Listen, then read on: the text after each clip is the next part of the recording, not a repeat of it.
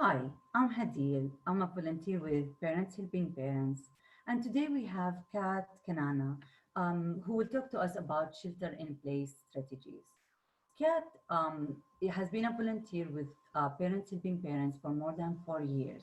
When her son was diagnosed with autism over 10 years ago, she struggled to maintain her family daily needs on top of learning all she need to help her son. As a former CPA, she used her organizational skills and financial knowledge to help her cope with the autism paperwork. Along with this, she put systems in place so she could focus on her goals one day at a time in order to write the best-selling book and volunteer as an autism support group facilitator. She lives with her husband and 3 kids in San Jose. Welcome, Kat. Thanks, Adil. Okay, let's jump right in here. Today's topic, shelter-in-place strategies for you and your families. The presentation was broken up into two parts. And the first part is self-care and strategies for you. And I think that's really important to focus on you first. And then the second part of the presentation, which would be at another time, is shelter-in-place strategies. And really, they're strategies for any kind of overwhelming situation. So they're strategies for your family. So let's start with, like I said, the first one of taking care of you. So my first tip for taking care of you would be to get to bed early. And although it seems like that's not a self-care strategy, this is gonna fill up your bucket more than anything else. And to do that, there's several things that you can try doing. And one thing I would recommend is getting ready with your kids.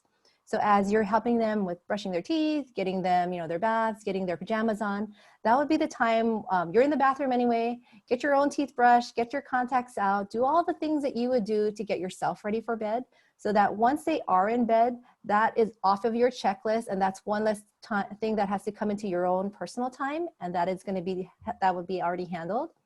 The other thing to do is, once they're tucked away into bed, is to set a timer. So I have little timers in my house everywhere, and I have one, of course, on my phone, but I have them scattered throughout the house.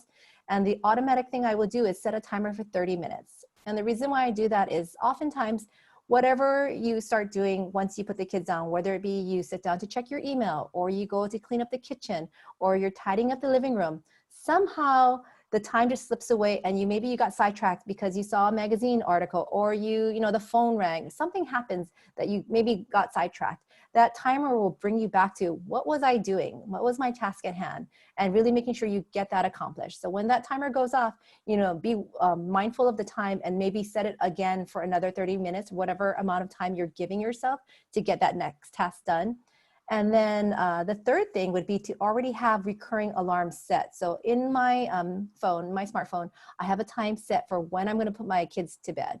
And so I've already figured out what is the best time to start that process. Because if I don't have that reminder, sometimes things are going great that night. We're all doing something really great. But if I don't have that reminder there, we'll lose track of the time, and then we're all going to go to bed late. And if they go to bed late, then I'm going to bed even later. So having that recurring alarm for when they need to get the process started to go to bed.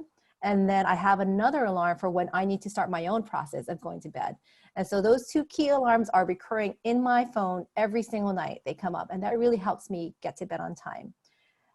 So going on to the next tip would be to fill up your tank. Oh, I'm sorry about that. I accidentally hit my mouse and that jumped forward.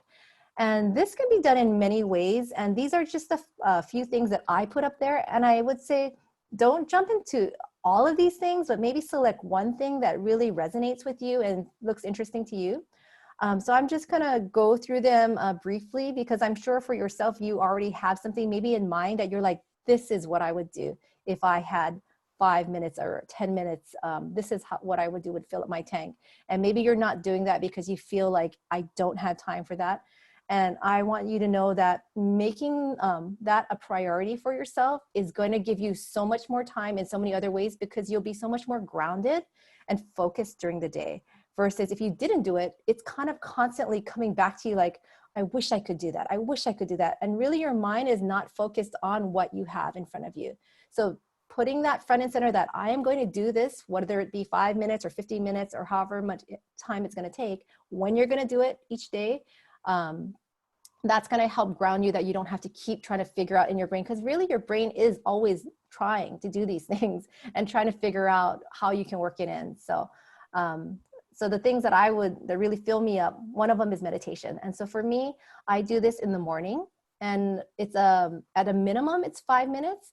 Sometimes it's 15 minutes, and sometimes it's 15 minutes in the morning. And if I can get in 5 or 15 minutes at night, that's great. But at a minimum, I do 5 minutes in the morning. And there's several apps out there that are free, and they usually have a bunch of free meditations on there for you to try. And then if you like it, then you can do the paid version. But really, there's several out there to try. The second thing would be a gratitude journal. And I started doing this for multiple reasons. I started with a paper journal, and I would write down 3 things that I really was grateful for from the day before. And it would just, anything that came to mind that I was grateful for, and I would jot that down. And then eventually I ended up switching over to the 5-minute journal, that app. And that one actually pops up with a reminder every morning. So after I finish my meditation, I go and do that 5-minute gratitude journal. And how that is really helpful is starting your day with gratitude. It has really shown that that really does help you during the day to have that positive, grateful feeling. But what has also been helpful is days that, we all have a really hard day sometimes, where you're really struggling as a mom, struggling with, whether it be with a child that you're working with, whether it be with work, and you just kind of need a pick me up because you're just feeling like you're at the bottom. I will pick up my journal and I will scroll through. And with the 5-minute journal, what I love is that you can stick pictures in there, here and there. So when there was something really significant, I'll stick a picture in it, whether it be like it was Mother's Day and I took a picture. My husband takes one every year of me and the kids. I have that there. Or whether it be, we always see the sunset together when we're on vacation. So I'll stick that in there. So as I'm flipping through, I'll see these pictures and I'll stop, or I'll just stop and read several. And as I'm reading these old memories of mine, of these wonderful things I'm grateful for, it lifts me up. And this is something that I think can help you at any time, whenever you might be struggling. It's something that you can refer to. But as a daily way to start the day, it is truly a wonderful practice that really doesn't even take 3 minutes of your time. The third thing that I really love is yoga or stretching. And again, this is something that I've done yoga for years. I used to go to a gym to do it. And then motherhood came, and then, I took a break from it for a while, but I missed it. And so when I was getting back into it, I actually found some YouTube videos of yoga, sun salutations and things that I could do for 5 minutes. And so now my favorite yoga stretch daily practice is a 15-minute video that I do every day. And I absolutely love it. The next thing would be walking. And so trying to find time to get things in, like walking. I would say there's always these little pockets of time that I could find. So when I really started walking regularly was years ago, when my daughter had a volleyball practice that was at a field. And so I was like, okay, I'm here anyway. And so I would be walking around the field as many times as I could to get my steps in. Or when I was teaching one of my kids how to ride a scooter, okay, we're going to go going around the blocks. This is when I'm going to get my walk in. Or I'm walking the dog. I mean, it was always paired with something. If I couldn't just go on my own, it was always pairing it with something to get those steps in. But really, any kind of movement is going to be great for your body and your mind and your spirit. And the last thing would be eating well, because I know for myself, anytime I'm not eating well, if I go into like things that I know, I think most people, we know ourselves, we kind of know our go-to things. I just start feeling a bit heavy, and it kind of slows me down. Whereas if I find that I'm eating healthier and doing things, drinking a lot of water, I just feel fresher, and I think I have a lighter step, and I'm just more uplifted. So those would be my top things for filling up your tank. And then the next thing would be the silver lining. And really, it's all about your mindset. I think all of us, we all have struggles. And I think we tend to look at the next person, the mom next to us, the family across the street, and we think, wow, it seems like, they're so carefree and they don't have maybe some of the struggles that we have. But really, everybody has something. We just don't know. We're just not in their lives, and we don't, see what's going on. But really, everybody has something that they have going on. So what I try to do is look at it and have a get versus have mentality about things. And so what that means is we all have the dishes to do every day. We all have laundry. We all have bills to pay, right? And so instead of saying, oh, I have to do the laundry, I have to clean up the kitchen, I have to pay these bills, really looking at it from a gratitude perspective of, I get to do the laundry because I have clothes to wear. I get to clean up my kitchen because we had a great meal. I was able to feed my family a really healthy, great meal tonight. I get to pay my bills because I have a house to, or an apartment or a place to live. I was able to buy food. And so I get to pay that bill now. So that get versus have mentality is a slight shift, but I think if you try to apply it, you can feel it in terms of looking at, okay, for myself, the big one was getting to clean the kitchen because I used to dread cleaning the kitchen. And now when I look at it as, I'm so lucky that I get to clean my kitchen every night.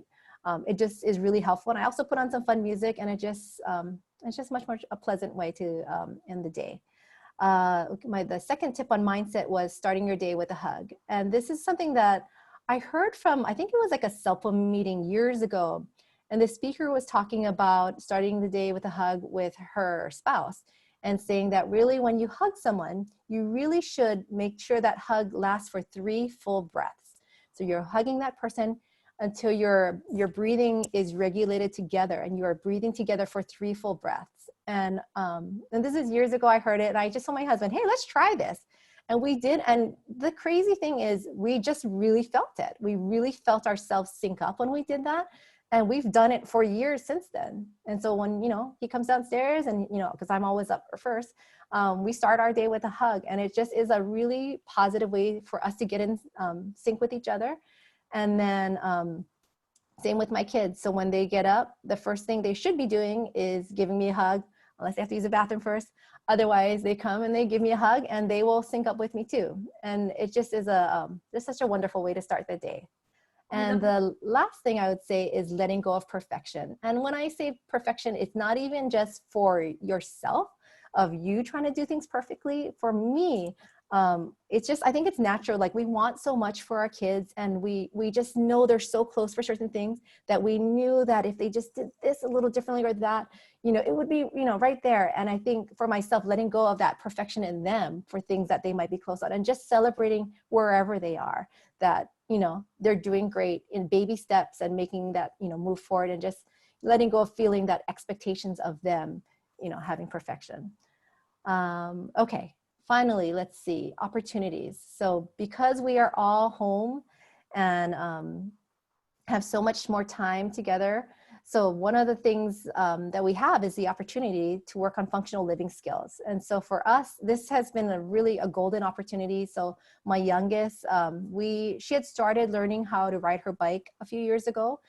And then we got sidetracked because, we got a puppy and all that. And by then, once the puppy was trained, she really didn't want to, she wasn't interested in riding her bike. So we let it go, and finally got her inspired to hop on the bike again. And within a month went from, I didn't really want to ride a bike, to, okay, I like riding my bike with training wheels, to, I don't need these training wheels. In fact, we're having a training wheel goodbye party ceremony. She calls it. We're doing that on Saturday to celebrate that we're, throwing away her training wheels. And that was all because we have all this time now to work on, practice riding her bike. So also, you could be working on anything. It could be, more on brushing their teeth, taking their shower independently. It could be helping with chores around the house. I mean, there's so many opportunities at this time for things to work on with your kids, teaching them how to cook a simple meal, cleaning up, sweeping. There's just endless opportunities there. The next thing we have the opportunity is to engage in what they love to do. So I think as parents, especially as special needs parents, there are so many things that we see that our kids need to do, but really trying to take a step back and really see them as kids that love doing what they want to do, whatever they want to play, and really getting down and doing whatever it is that they want to do, whether it be building with Legos, whether it be reading certain books over and over, whether it be whatever it is, drawing, seeing and really giving yourself the time and focusing on truly what they want to do, I think will really light your child up because now that you do have more time to be with them and do that. And then the last thing would be to teach them something fun. So For myself, we've had a really great time with Shelter in Place. Since we have the time, I've been teaching them some games from my own childhood, things that I really hadn't thought about in a long time and forgot how fun they were. And so a couple of card games that we've been playing, and it's just been really fun because I just laugh so hard sometimes because I could remember my brother and I playing these games and how much fun we had. And so it's just really wonderful to play with my own kids and to see them playing with each other, these games that I just really loved. But just, yeah, if you can think back to your own child and what you really loved doing, what was fun to you. Kids love hearing about that kind of stuff. What was fun to mom and dad, and, teach me, so that would be my last tip on that. And I think that was it. So Hadeel, did you have any? First of all, I have to say I love the idea of the gratitude journal, and it's something I did for a while, and then I stopped doing because again our mornings are usually busy. So Yeah. I do love the idea of the app, especially if it gives you a reminder in the morning, because we all can pause for a minute or two, Yeah. um, and and write these three or five or regardless of the number. Mm-hmm. The things that we are thankful for, and it does make the day go in a different way. Absolutely. It sets your mind to be more thankful. So I love that idea, and the Mm-hmm. idea of the hug too. These two are things I like. The hug is I know, like, my two boys love to give hugs, but it's never a habit. It's never something we do every morning. So Mm-hmm. these two ideas are great. These are things I am gonna start doing, Mm-hmm. especially with the gratitude journal. It's something I have been trying hard to do. So the app is something that is on my phone right away. Yeah. So we all have really busy schedules, and one of the most challenging things is finding that time for self-care. Mm-hmm. And I think most people think of it as 30 minutes or an hour. So what do you think about that? How can we make time in our schedules for self-care? So the first thing I would recommend is really looking at your day and really honestly looking at your day and where you're spending your time. One of the things that we can't really escape from is if you look at your smartphone and you go into settings, there is that screen time usage, and it will show you exactly how much time you're spending and where you're spending it. So you could see, oh, this is how much time was spent in social media, or this is how much time was spent on email, and this is how many pickups you've had of your phone, right? And so that would be one thing. So for the person who might be not realizing how much time they're spending on their phone each day, I think that's really helpful. Also, if somebody is spending a lot of time watching TV, setting that timer, and for maybe starting it. So maybe they're not setting a timer for 30 minutes like how I do to say, okay, you only get 30 minutes, but really pressing like a stopwatch, really, to say, okay, I'm going to start watching TV. And then really when they're done, saying, wow, maybe they didn't realize that if they were binge watching something, 3 hours has gone by, and that is time that really could have been spent better doing something else. That's very true. Um, So the other thing that comes to mind is we usually have a long to-do list, especially Mhm. with our kids. And if by the end of the day you feel that you did not do any of the things on your to-do list, you Mhm. accomplished nothing. Do you Right. think we still should have that time for self-care? Or should we Yes. focus more on that to-do list that we have? I would say your to-do list, really looking at that. If it's the end of the day, write down the 3 things that you want to get accomplished tomorrow. And then, and that shouldn't take very long. That would take 5 minutes. And then take that next, 5 minutes to 15 minutes to do something that's self-care for you, whether it be maybe going for a walk around the block, or it's doing that meditation, or doing yoga, or whatever it is. But I think journaling even, I think that is time well spent, because no matter what, our to-do list will always be there. And even if we check those 3 things off, there's going to be another 3 and another 3. So if it's at the end of the day, just make sure you have your priorities for the next day and do something for yourself tonight. And, you know, so you're fresh. You hear from a lot of moms that well, I'm okay. They need me more than I need that time. What do you think about that? I have been there. I Me have been too. there with, I yeah, have with three kids of my own. I'm sure you have too. And it is true to some extent. You know, they yes, it's true that they won't be, you know, in our homes forever. You know, they grow up, they need us some certain times less and less. However, you are setting the example for them. And so as you do these things that are self-care for yourself, these your children are actually learning wonderful habits from you. And so, and they are very curious. So they will learn like, oh, so that's what meditation, and why do you do that, mom? Oh, that's yoga. Why do you do that? You know, oh, you're drinking a lot of water and you're eating, you know, this and this, you know, healthy things. All of these self-care things are wonderful examples of things for your children to learn and to incorporate into their lives. And if they start incorporating that into their lives at such an early age, it's just going to be second nature for them as they grow into adults themselves. And it will help them, especially, you know, especially a lot of kids of in our groups have a lot of anxiety, and these are all things that will help with that. That's very true. Yeah. One more thing that you hear a lot is, I don't have the money, Hmm. or the resources, or Hmm. even if you think about spending, if you have that money and you think about spending it on something for you, like just going for a facial, which we can't do these days, you always have that second thought of, oh, I can spend it for on something for my kid. Hmm. Um, and it's always there in the back of our mind, Right. should I spend more money on my own self-care, or do I have that money or the resources for self-care? Well, I would say there are actually lots of things that are free. So if money really is the issue for things, you know, there's plenty of things that are free. So like the meditation apps, there's lots that are free. They're like going for a walk is free. A lot of things on YouTube that are free. So if that is the issue, I would say, you know, do that first.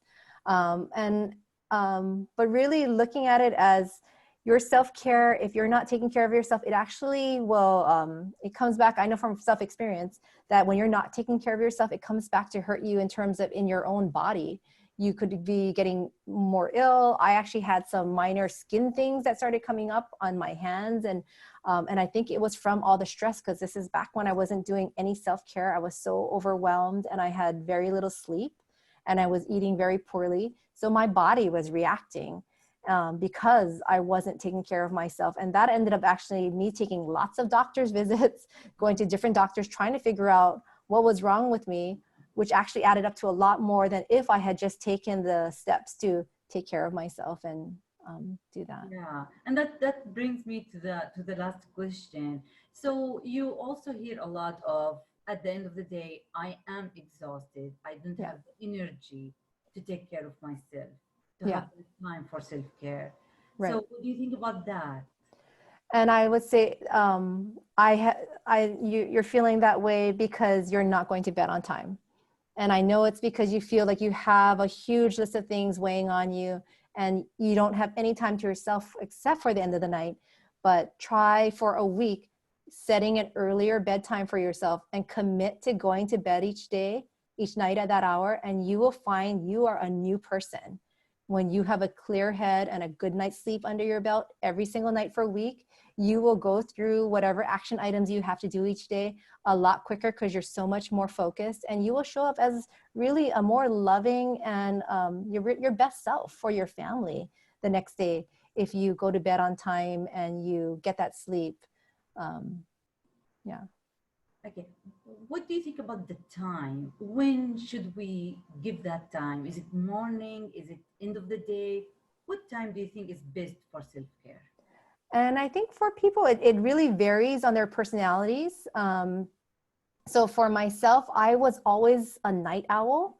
And so for me, I always wanted to stay up late. And so really, it was really hard to get myself to go to bed earlier and wake up earlier. But once I shifted and, you know, it took a few months, I really found that I liked it because I could be up before everyone. Instead of being up late at night and everyone's in bed, I was actually going to bed soon after they were going to bed and then just waking up before they did. For me, that worked out better.